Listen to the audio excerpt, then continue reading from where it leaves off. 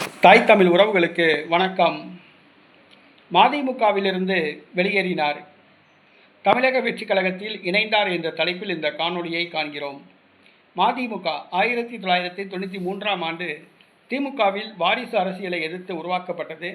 தற்பொழுது அந்த கட்சியே வாரிசு அரசியலை முன்னிலைப்படுத்துகிறது. வைகோ தன்னுடைய மகனை முன்னிலைப்படுத்தியுள்ளார். அவர் மதிமுகவை ஆரம்பித்த பொழுது இருந்த 90% தொண்டர்கள் மதிமுகவிலிருந்து வெளியேறிவிட்டார்கள். தற்பொழுது அந்த கட்சி ஆட்களே இல்லாத, தொண்டர்களே இல்லாத ஒரு கட்சியாக உள்ளது. இந்த சூழ்நிலையில் சற்று முன் மதிமுகவிலிருந்து மாவட்ட செயலாளர் ஒருவர் கட்சியிலிருந்து விலகியுள்ளார். தமிழக வெற்றி கழகத்தில் இணைந்துள்ளார். சேலம் மத்திய மாவட்ட செயலாளர் சங்கேஸ்வரன் மதிமுகவிலிருந்து வெளியேறியுள்ளார்.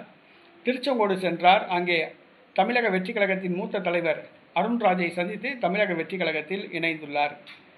இது வைகோவுக்கு மிகப்பெரிய அதிர்ச்சியை கொடுத்துள்ளது. தற்போது வைகோ அவருடைய கட்சி தமிழ்நாட்டில் வெறும் 4 இடங்களில் தான் போட்டியிடுகிறது. மொத்தம் தமிழ்நாட்டில் 38 மாவட்டங்கள் உள்ளன. ஒரு மாவட்டத்துக்கு ஒரு தொகுதி கூட அந்த கட்சிக்கு கொடுக்கல. தமிழ்நாட்டிலே மொத்தம் 4 இடங்கள் தான் அந்த கட்சி போட்டியிடுது.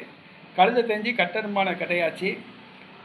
அரசியல் கட்சினா தேர்தலில் போட்டியிடணும். இன்றைக்கி 234 தொகுதியில் வெறும் 4 தொகுதி தான் மதிமுக கொடுத்துருக்காங்க.